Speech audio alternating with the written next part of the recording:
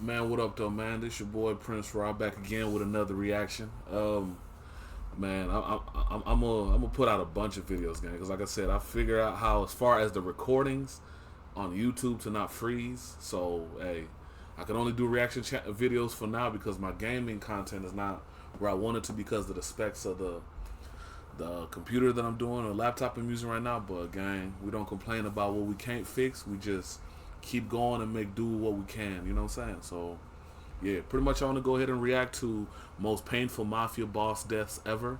And it's by the Paint Explainer. You know what I'm saying? If you know anything about painting houses, there's two types of paintings. You know what I'm saying? Like there's two ways to paint houses, man. You know what I mean? There's the where you get the brush and the, you know what I mean, and the paint, and you paint it, and where you paint it with, you know what I'm saying, somebody's mind. If that makes sense. You know what I mean? I don't want to be too graphic on YouTube, but yeah, let's dive into the video, bro. It's dope, and plus, man, like I said, y'all know I have a Mafia series gameplay which I'm supposed to finish, but like I said, I'm gonna figure that out later on. Again, for now, we're doing reactions, man. You know what I mean? So let's dive in. Albert Anastasia. On the morning of October 25, 1957, Albert Anastasia walked into the barber shop of the Park Sheraton Hotel in Manhattan. He sat in the chair, but moments later, two masked men rushed inside. They pushed the barber aside and started shooting. Confused, Anastasia jumped forward and tried to attack what he thought were his killers, but he was only striking at their reflections in the mirror. Hey, yo, bro. Whoa, whoa, whoa. Bro, how you dive into the mirror? How you not know what a mirror is, bro? I mean, I don't mean to laugh, but I don't know if that story is true. If it is, that's weird. You know what I mean? Like, one, man, bro, anybody bro, I'm big on security, bro. You know what I'm saying? And so, like, even being in the streets, bro, you have certain tendencies and routines in the way you do things, right? So, like, me personally, if I'm in a room, I cannot have my back towards the door. I gotta see everybody walking in and out of that mouth. You know what I'm saying? Like, I gotta see who all coming in, who all leaving out, man. You know what I mean? Just common sense, bro. For you to have your back turned towards the door, man, you must think you're unstoppable. But bro, if anything about life, man, you realize nobody's untouchable, right? Because bro, they did John F. Kennedy in, and he was the president of the United States. You know what I mean? So, hey, what else? You know what I mean? What less can you expect? You know what I'm saying? And bro, they did Jesus Christ in, and he's the Son of God. So, hey, if Jesus and the president of the United States can get, you know what I mean, Julius Caesar, all them, all those people, all these great people with influence and power can get done in, man, what do you think they're gonna do to little old me? You know what I mean? So, man, you gotta be aware, bro. You gotta be aware in life. The gunman kept firing until he collapsed dead on the floor. He was one of the suspected Joe the Boss's shooters, and the co-founder and leader of Murder, Inc., the mafia's group of killers. His nickname was Damn. the Lord High Executioner, and he controlled much of New York's waterfront, and later became boss of what would be called the Gambino crime family. But he was seen as reckless and unstable. Rumors spread that Anastasia was selling mafia memberships for money, and his large gambling debts made him seem even more unpredictable. Also, his allies, such as Vito Genovese, which we'll talk about later on, wanted his power. His underboss, Carlo Gambino, Yeah, bro. I don't think you can sell mafia membership, right? I don't think, you know what I mean? Like, I think any organization where someone can get in by just paying it, and that's not like a gym or you know what I mean? Like if it's an organization where you want to have honor and standards and, you know what I mean, like have a bar set, bro, I don't think you can pay your way in, right? So, like, let's say if you were to join the military or something, you know what I mean? Like the Marines, it's the few, the proud, the Marines. I don't think you could pay to join the Marines. You know what I mean? I don't think you could pay to be a Navy SEAL. You know what I'm saying? I don't think you can. I don't think you can pay to be in an organization that's worthwhile. Now, not to say you can't. I don't think you're gonna find. You're not gonna find the people you need. You're just gonna find the people willing to pay. You know what I mean? Or a person with deep pockets, not necessarily the right person. You know what I mean?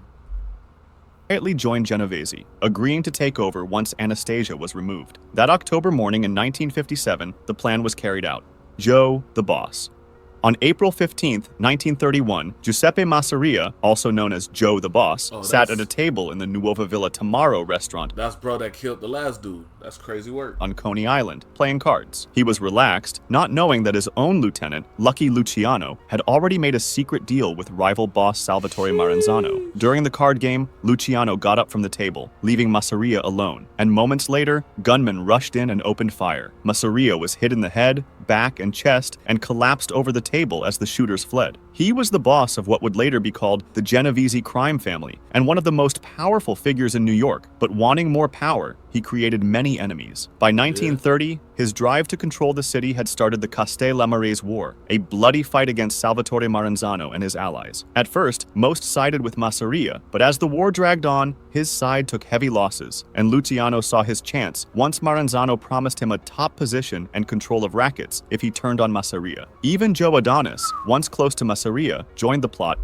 Bro, that's one of those things where you got to realize about life, bro. You know what I'm saying? Like, man, and you got to be careful as far as who you keep around you, bro. Like, someone who's an opportunist, man, they'll snake you, bro. You know what I'm saying? If somebody without no honor, no principles or whatever, or they don't stand for nothing, man, they'll snake you out easily, bro.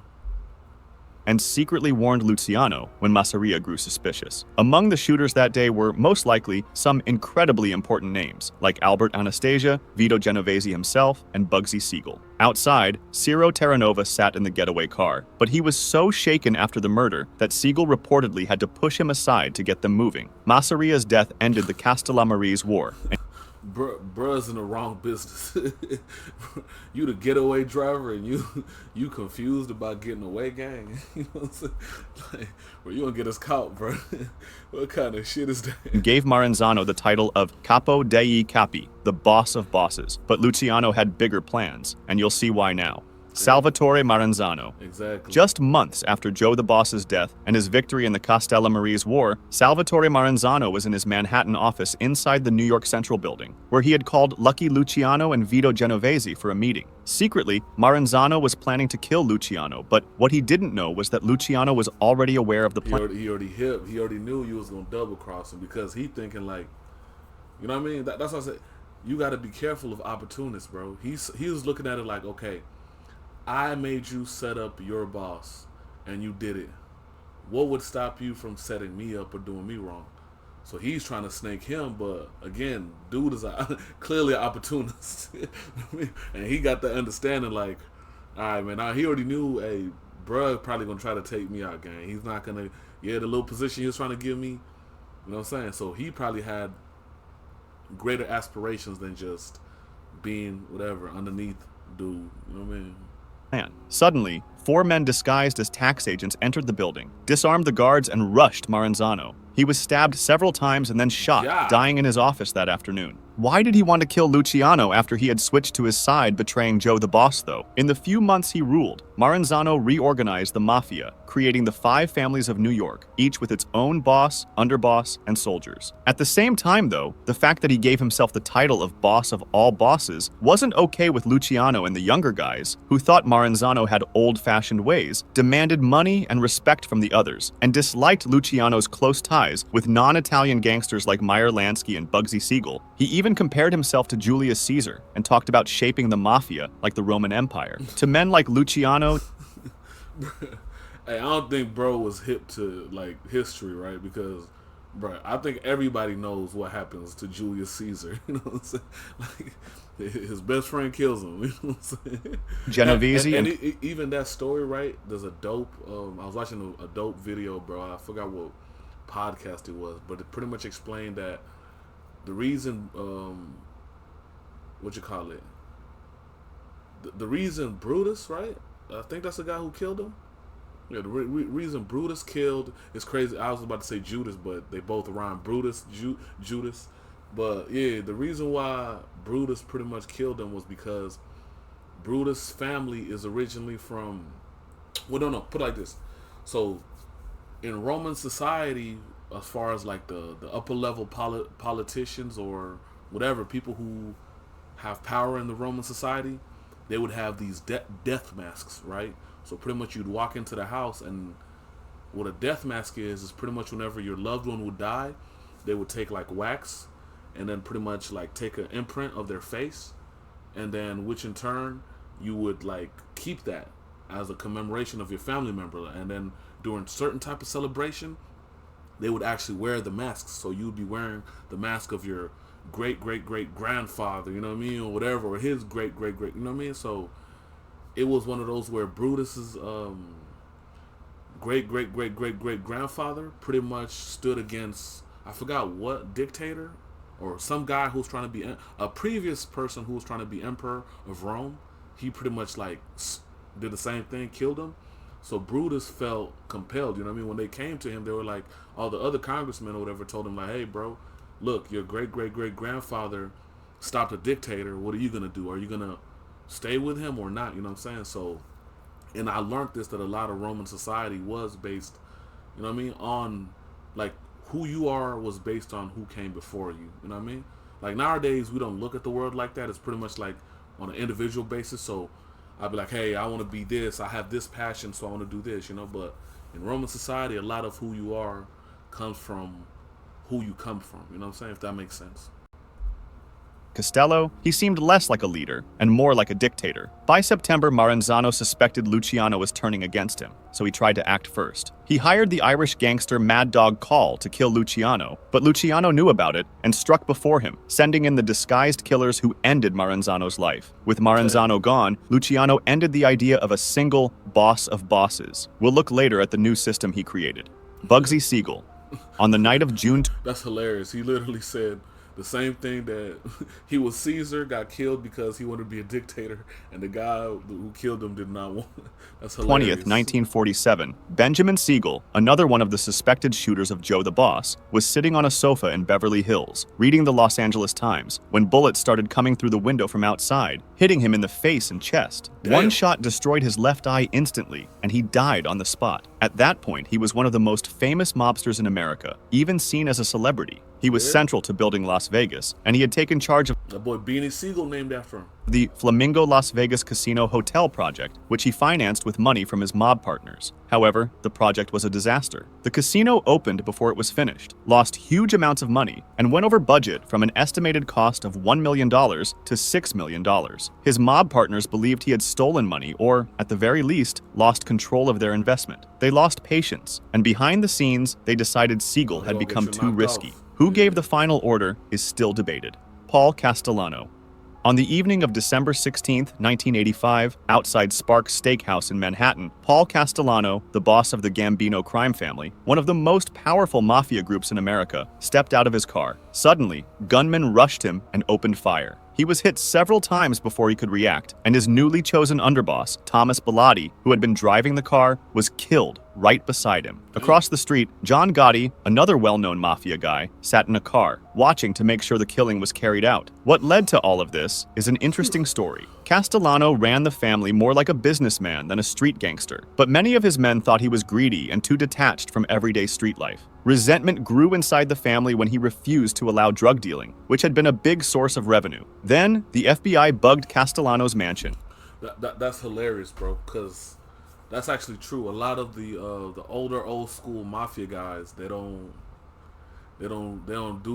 deal in drugs, right? They look at it as bad business, right? Well, they used to. Nowadays, I'm sure, you know what I'm saying? If he makes money, hey, they in it, you know what I'm saying? But yeah, a lot of the older mafia guys, they just ran rackets, so pretty much extortions, you know what I mean?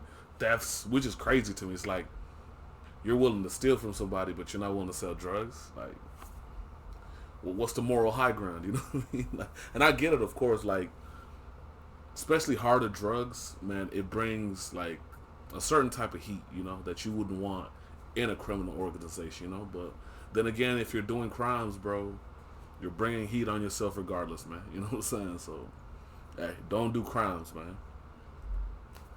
Leading to federal charges. And in December 1985, his longtime underboss Agnello Della Croce died. Castellano didn't attend the wake, which angered the Manhattan faction. Soon after, that's crazy. Della Croce died. Castellano didn't attend the wake, which longtime underboss Agnello Della... That's crazy work, bro. That's crazy work, man. If you know, you know. La Croce died. Castellano didn't attend the wake, which angered the Manhattan faction. Soon after, he named Bilotti. And he died from cancer. He didn't die from somebody actually killing him. And if you read the story, bro, if you look into the story, I believe he was John Gotti's like mentor. So he was a street boss. Whenever the family was split up or whatever, I don't remember the actual details, but whatever the family was split up. A lot of the street guys wanted, you know what I mean? Well, let's go back to him. You know what I'm saying? Let's go back to bro. December 1985, his longtime underboss Agnello. You feel me? Like they called him the tall man, right? Because he was really tall, whatever. And pretty much whenever it was time to pick the new boss, most of the street guys wanted him to be, you know what I mean, the boss because he was hands on, bro. Like bro, hop out on feet and he put in work. You know what I'm saying? Whereas Paul Castellano was, like he said, more of the businessman. So there was kind of a disconnect between the soldiers and the, you know what I mean, the boss, pretty much, you know.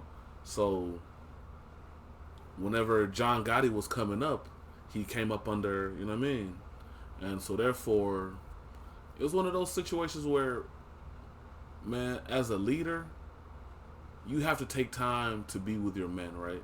Like if you're leading. If you're in the army, bro, you know what I mean? If you're leading a army, a military unit, or you're leading whatever, like, even if you're in, like, business, like corporate America, bro, you don't want to be too detached from, like, I ain't gonna say those underneath you, but those that look up to you. You know what I'm saying? You don't want to be too detached from that. That's never a good thing. You know what I'm saying? Della Croce died. Castellano didn't attend the wake, which angered the Manhattan faction. Soon after, he named Bilotti as the new underboss, a decision few respected. He also hinted that he might break up John Gotti's crew, which for Gotti meant that if he didn't act first, his own life and power were at risk. All of this led to Gotti's hit at Spark Steakhouse, carried out in front of busy evening crowds. Only weeks later, John Gotti became the new boss of the Gambino family, Frankie Boy.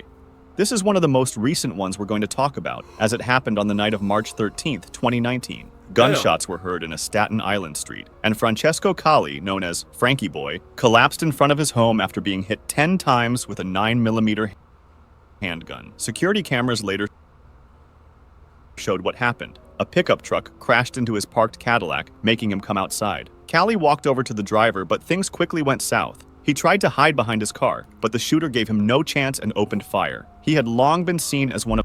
My question is, bro, don't nobody carry a gun? Like, bro, don't nobody carry a gun? Like, I ain't saying you can't get got. But, bro, if somebody pull up and they trying to strap you, you know what I mean? Or not strap you, if they trying to cap you, it's like, bro, you gotta take, you know what I mean? What did Tupac say? It's gonna be 2 dead on the day I go. You feel me? Like, you know what I'm saying? Hey, the day I go is gonna be me and the nigga trying to, you know what I mean? I'm gonna get at least one of them. I'm gonna get at least one of them. Might not get all of them, but I'm gonna get one of them. You know what I'm saying? It'll be 2 dead on the day I go. The most important links between the American mafia and organized crime in Sicily, being the boss of the Gambino family. The murder shocked New York, as no mafia boss had been killed in the city since Paul Castellano in 1985. At first, police thought it was a mob hit, maybe a dispute within the family, but the truth was crazier than that. 3 days later, police arrested a 24-year-old man named Anthony Camello in New Jersey. He was deeply involved in QAnon conspiracy theories, and he claimed he thought Calli was part of the deep state and believed President Trump had given him support to make a citizen's arrest. What? Camello had even tried similar things before, like going after New York Mayor Bill de Blasio and Congresswoman Maxine Waters. When he appeared in court after the murder, bro, some people be fried, bro. Like, you don't even know Donald Trump, gang. What makes you think that this man wants you to do any of these things, bro? Like, that young man is fried. he had QAnon symbols drawn on his hand. The case went on for years. Camello gave different stories, and his lawyers argued that he was mentally unfit. Finally, in January 2025, it was revealed that he had pleaded guilty to manslaughter and was sent to prison, but details of his sentence were kept secret because of threats against him and his family. Frank Costello. On the So he killed somebody and got manslaughter? Sir, that's premeditated murder. Or am I tripping? That's premeditated murder. If you go, hey, I'm going to kill this person because he's part of the deep state and this is how I'm going to do it, that's premeditated murder. Gang, I think that was a hit from on high. I don't know if it was from Donald Trump, but that was a hit from on high. That's the only way that even makes sense, bro. Because ain't no way that you plot to kill somebody, kill this person, then later on go and plead insanity. Like, you weren't insane enough to not think not to kill him. You know what I mean? Like, clearly you're sane enough to know, hey, this person's part of the deep state. I need to do this to him. So, I think that's bullshit. And whoever the judge is, yeah, they getting paid, bro. They getting Evening of paid. May 2nd, 1957, Frank Costello stepped out of his car and walked into his Manhattan apartment building. As he crossed the lobby, though, a man approached and fired a shot. The bullet grazed his head and knocked him down, but he survived. The shooter was Vincent Gigante, acting on orders from Vito Genovese. Costello lived, but the message that his time as boss was finished was clear. Within days, he stepped aside and Vito Genovese took control of the family. Costello was a close ally of Bro, how are you the boss and you don't have security with you, bro? You know what I mean? How are you the boss? Half of these deaths are because motherfuckers is goofy. Bro, if I'm the boss of an organization, there's gonna be two niggas that follow me around everywhere. If not three niggas, you know what I mean? There's gonna be two that follow me in the building and one sitting in the car with the chopper. You feel me? Like, bro, like what the fuck? Like, what part of security is that, bro? You just walking around randomly everywhere thinking nobody could touch you. Hey, good job, bro. Lucky Luciano, Meyer Lansky, and Bugsy Siegel, building his wealth during Prohibition. And he became famous for mixing crime with politics, which is why he was nicknamed the Prime Minister of the Underworld. He influenced Tammany Hall politicians, judges, and police. His decline started in the 50s, when he was investigated during the Kefauver hearings, where millions saw him nervously fidgeting on live television. He was convicted of tax evasion and contempt of Congress, spending years in and out of prison. So his grip on the Luciano family weakened, and Genovese saw his chance. After retiring, he still held some influence, with leaders like Carlo Gambino and Tommy Lucchese visiting him for advice. On February 18, 1973, at the age of 82, he suffered a heart attack at home and died in a Manhattan hospital. Carlo Gambino. Hey, that's not bad, bro. Bro got the best one I heard so far. Because, man, if you gonna go out, that's the best way to go out, bro. Old age, man. You know what I'm saying? That's the plan, bro. That's why I left the street shit alone, bro. Like, but I'm trying to when I leave this planet, I want to be around my kids and they kids. You know what I'm saying? When I take my last breath, I want to be around the people I love. You know what I'm saying? God willingly. Now, of course, in life, there's no guarantee of that. You know what I mean? There ain't no guarantee of that. But God willingly, that's how your boy gonna go out. Hopefully, you know what I mean? Gambino was one of the most important mob bosses of all time, since after Albert Anastasia was murdered in 1957, he took control of the family that would forever carry his name. By the 1960s, he dominated the commission, guiding not just his own men, but much of the American mafia itself. Under his rule, the Gambino family became the largest of New York's 5 families, controlling ports, trucking, unions, and rackets at JFK Airport. Unlike flashier bosses, Gambino avoided attention and rarely saw prison. His only sentence was 22 months for tax evasion back in the 1930s. On October 15, 1976, the 74-year-old mob boss had spent the evening watching the New York Yankees win the American League pennant on TV, but hours later, the heart disease that had troubled him for years took his life. Instead of handing power to his underboss Agnello Della Croce, he chose his brother-in-law Paul Castellano as successor. That makes sense. That makes sense because he figured he was gonna keep it in the family. But that was probably one of his biggest mistakes right there, you know what I mean? But it is what it is, bro. You know what I mean? And actually, again, that's the way to go, gang. That decision split the family and set the stage for Castellano's assassination, which we previously explained in 1985. John Gotti.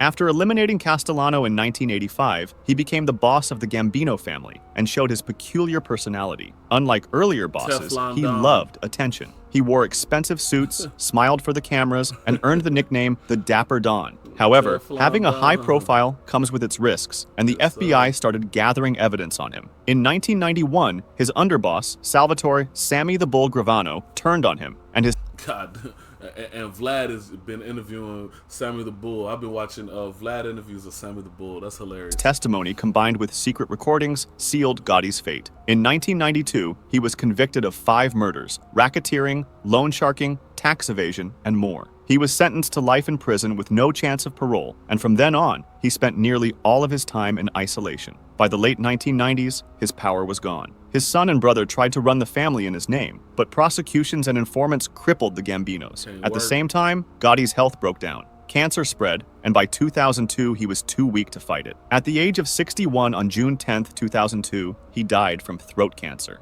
His funeral was pretty symbolic. About 300 people followed the procession, but no representatives from the other New York families came. The Gambino family he once ruled was divided and weakened, and many saw his death as the start of the mafia's decline in America. Vito Genovese. In the late 1950s, I wouldn't say decline. I would say more or less like transitioning, bro. Like, bro, anybody who thinks the mafia still doesn't exist is high as hell. You know what I'm saying? Like, bro, most of Vegas is, you know what I mean? Most of New York is. Now, it's just different nowadays because, gang, you learn from the past, right? Because every single person named on here had kids. You know what I mean? Every single person named had kids, and what do you think most of those kids did? You know what I'm saying? I'm sure they grew up listening to the glory days of their fathers and their fathers before them. So 9 times out of 10, they went and did the same thing, but in a different way. You know what I mean? In a different way. Vito Genovese was at the top of the mafia world. He had forced Frank Costello into retirement, ordered the killing of Albert Anastasia, and taken control of the most powerful family in New York. In 1957, however, when he organized the Appalachian Mafia Summit to confirm his authority, police raided the meeting, exposing the mafia's existence to the public. Only 2 years later, in 1959, he was sentenced to 15 years in prison on narcotics charges. From inside Atlanta Federal Penitentiary, he tried to run the family, but his grip on power slipped away. He already had problems with the law back in 1937, when he faced murder charges and fled back to Italy. There, he openly supported Mussolini's fascist regime and built ties with government officials. It wasn't until after World War II that he would return to New York, cleared of charges after key witnesses turned up dead. Many believe that he was convicted through a setup by his rivals, such as Lucky Luciano or Meyer Lansky. On February 14, 1969, at the Federal Prison Hospital in Springfield, Genovese suffered a heart attack and died at 71 years old. That's probably one of the worst ways to go, bro. Not necessarily what took him, but dying in a federal penitentiary, bro. That gotta be the worst thing ever, bro. You know what I'm saying? Like, knowing your last breath is taken in jail, and I wouldn't wish that on no man. Al Capone. Capone, often called Scarface, made his name during Prohibition as the head of the Chicago outfit. He controlled illegal alcohol, gambling, and prostitution. To the public, though, he was both a criminal and a kind of celebrity. Some people admired him for giving money to charities, while others saw the killings and corruption, especially after the St. Valentine's Day massacre in 1929, where they murdered 7 members and associates of Chicago's North Side gang. The government couldn't convict him for murders or bootlegging, but they finally charged him with tax evasion. In 1931, he was sentenced to 11 years in prison, and that's where his real punishment began. Capone had contracted syphilis years earlier, likely while visiting brothels. That's where the RICO comes from, gang. The racketeering and organized, whatever, the RICO, the shit where they don't necessarily got to get you, but they can get everybody under you who does something wrong, and then they tie it into you. Because he kept beating all the cases because they would never catch him with anything. You know what I'm saying? But the government said, we're gonna charge you with conspiracy. And dangerous thing, man. Dangerous thing. And he never treated it. By the time he was in prison, the disease had spread to his brain, causing neurosyphilis. He grew more confused and weak, spending his last year in Alcatraz's hospital ward before being released in 1939. He spent his final years in Florida, mentally broken. In 1946, doctors said his mind had declined to that of a 12-year-old child. Damn. On January 21st, 1947, at 48 years old, Al Capone collapsed after having a stroke, and at first it looked like he might have recovered, but then his condition got worse. He developed bronchopneumonia, and a few days later, on January 25th, weakened by all of these health issues, he died from a heart attack. Lucky Luciano.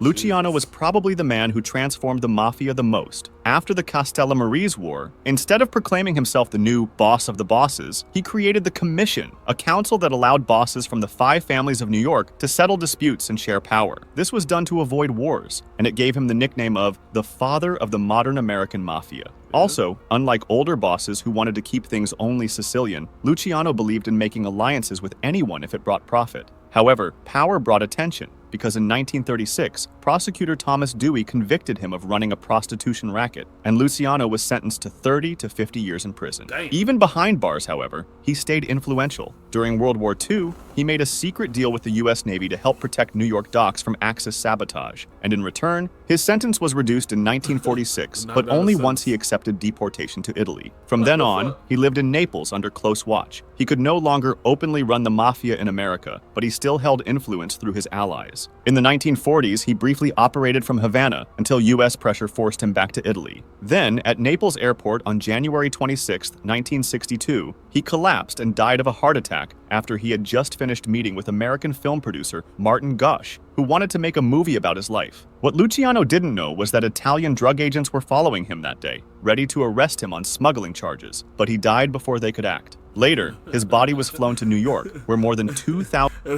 That's a lucky motherfucker, bro. I see why they call him that shit. I see why they call him Lucky Luciano. That's a lucky motherfucker. Even when he died, he was lucky. mourners came to his burial in Queens. Carlo Gambino himself delivered his eulogy. If you liked this video, subscribe for similar ones or Man, that's what's up, man. You know what I'm saying? That was a dope video. It's a little bit longer, but man, I liked it. I thought it was interesting, so I just wanted to watch it, man. You know what I'm saying? But anyway, we ain't gonna make it, you know what I mean? Longer than it needs to be, man. It's your boy Prince Raw. Man, I'm out. I'm catch y'all in the next video.